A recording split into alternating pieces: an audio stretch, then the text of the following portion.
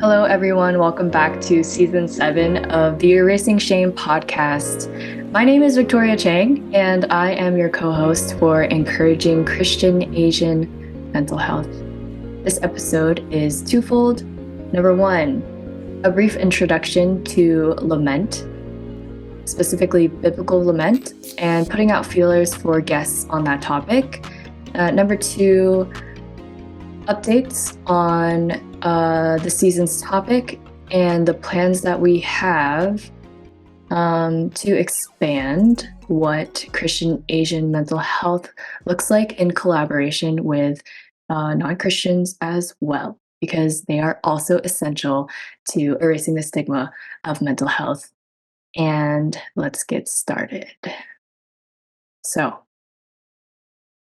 I've talked about this briefly before, but in 2018, before I dropped out, I was in Wheaton, Illinois at Wheaton College, which is a evangelical private 4-year university, and I took a class called Hunger 101. I believe it was called Poverty, Justice, and Reconciliation. We had an awesome professor. His name is James Huff, Professor James Huff. Shout out to all my classmates in that class that made it a vivacious, albeit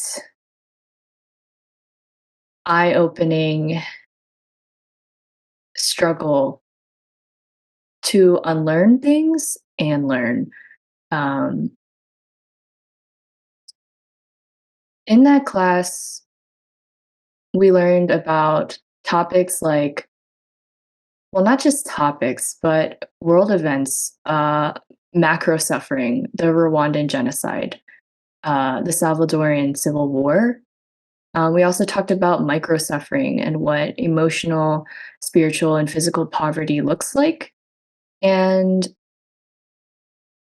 a lot of the topics were very challenging to think about, especially because, we're in suburban America. Granted, a lot of us have different backgrounds, but we have not gone through as much suffering as the people that we were learning about have. And this happens for a myriad of reasons. And part of our response should not be savior complex or immediacy. And maybe we ourselves don't have the solutions from the outside. And maybe what it takes is slowing down and listening to the people who are suffering themselves, but also seeking wisdom from the creator of the universe. As a Christian, biblical lament is one of those tools. I'm rambling a little bit, but highly recommend a book from that class called Reconciling All Things by Chris Rice and Emmanuel Katongole. They talk about biblical lament with examples from the Bible and also stories from their work on the ground. And that is just a loose, general summary. But from that book, I was opened in perspective to the practice of lament that I did not grow up practicing in a Chinese Christian church. In fact, even in other churches that I went to, the practice of lament may be limited to liturgy. And so I have led workshops on private lament based off of that book by Chris Rice and Emmanuel Kotongle. But for any people in ministry, whether you are a pastor, whether you are an elder, a deacon, person in worship, arts, ministry, a layman even, if you have any experience with lament, and not just private lament, but public lament within a church context, I would like to pose this question. And if you could contact me at erasingshame.com, let's have a conversation and even record it potentially. But this is the question: where and how might lament fulfill its purpose in the modern church? How can churches be better at holding space for people grieving, processing trauma, micro and macro, struggling with their faith, or facing mental health challenges, both short term and long term?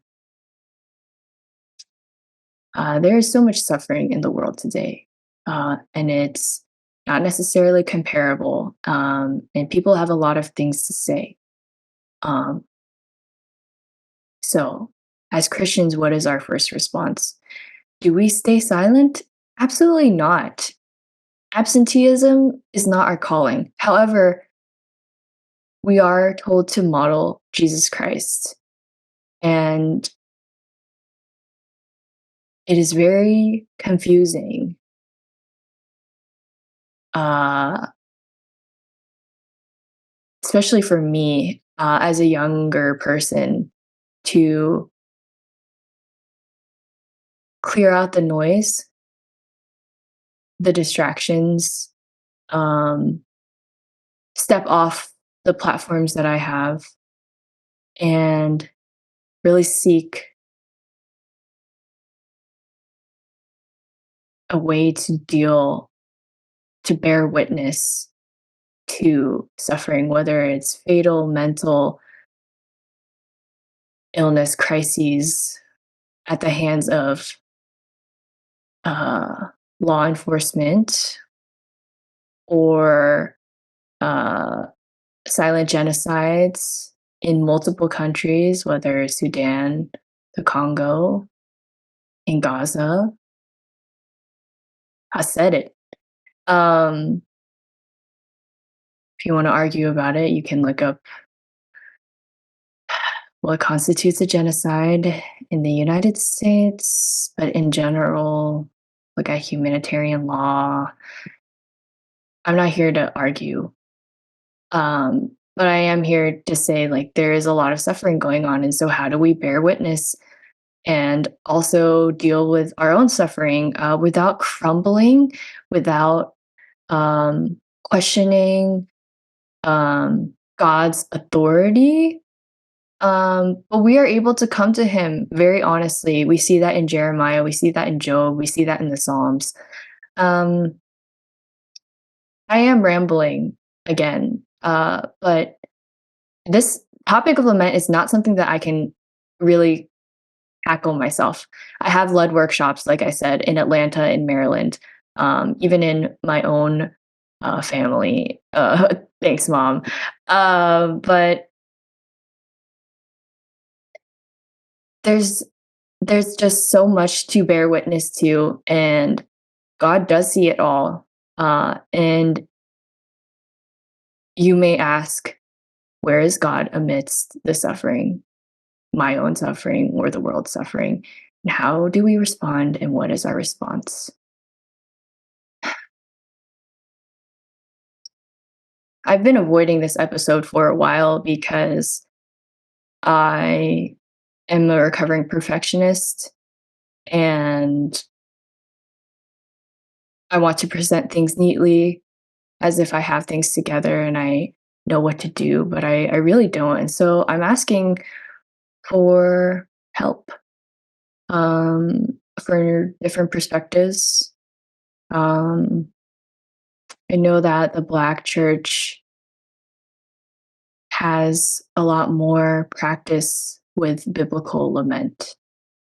because of the history in the United States of racism and slavery and unjust systems. And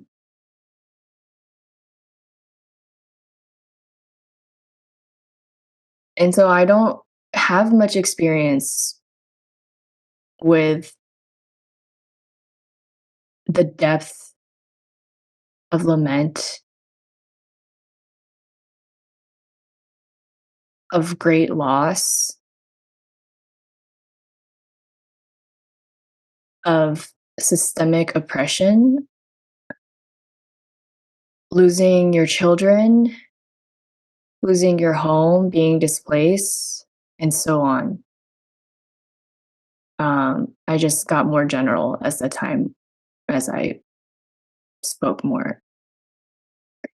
Um, all this to say, here I am imperfectly before you. Um, and I will present that question in the summary. All right, part 2 of this episode. This topic for this season is encouraging Christian Asian mental health. And in order to encourage Christian Asian mental health, you cannot box yourself in to only Christians.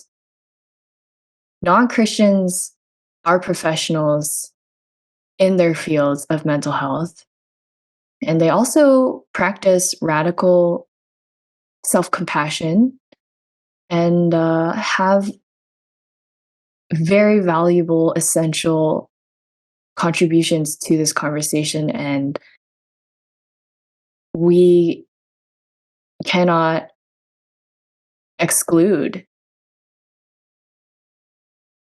other perspectives from erasing the stigma of mental health.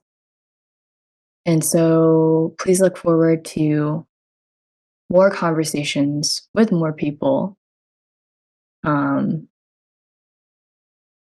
under the AANHPI umbrella.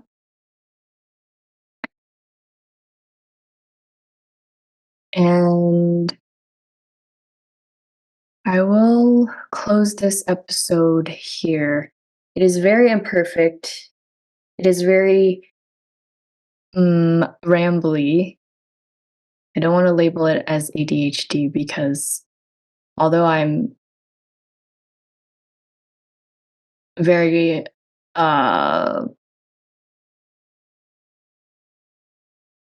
familiar with that, I don't think that is strictly why I rambled. I think I rambled because this is a topic that I cannot tackle alone, and it has been percolating in my mind for a long time. However, fleshing it out in conversation is not the same as leading a workshop on it, and you can always learn more and improve. And even as I read Jeremiah, even as I go back to Job and talk with my dad about the way that God answers Job and the way that God sometimes doesn't answer Jeremiah, or the ways that he does, I'm learning more about God's character, that he is not just near to the brokenhearted, but he's also such a holy God. And what does it mean to fear God? All of this, lots of questions, but I just want to be transparent in some ways. And thank you for joining us for this season. Stay tuned for episodes with some close friends of mine, some siblings, and people that I've met. Yeah, that's really all I have to say for now. This is going to be hard for me to release because it's very off script.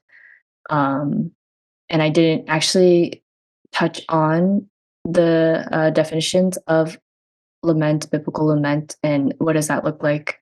But I highly encourage you to check out the book Reconciling All Things by Chris Rice and Emmanuel Cotongle, because they are some of the experts on that. They might not even call themselves that, but I learned a lot from that book. And the last thing I'll say about Lament is that it is a private practice. It is also a public practice, but it is essential. God himself laments. And so that tool of lament has carried me through a lot of personal struggles, especially when I felt alone or distraught. So that is all I have for you guys today. Thank you for tuning in. And let's cue DJ's outro. Thank you for listening to the Erasing Shame podcast. Get this episode's show notes at our website, erasingshame.com. Subscribe to the Erasing Shame podcast on Apple Podcasts, Spotify, YouTube, or any podcast app. And please add a rating and review so that we can reach more people with our message of hope and healing.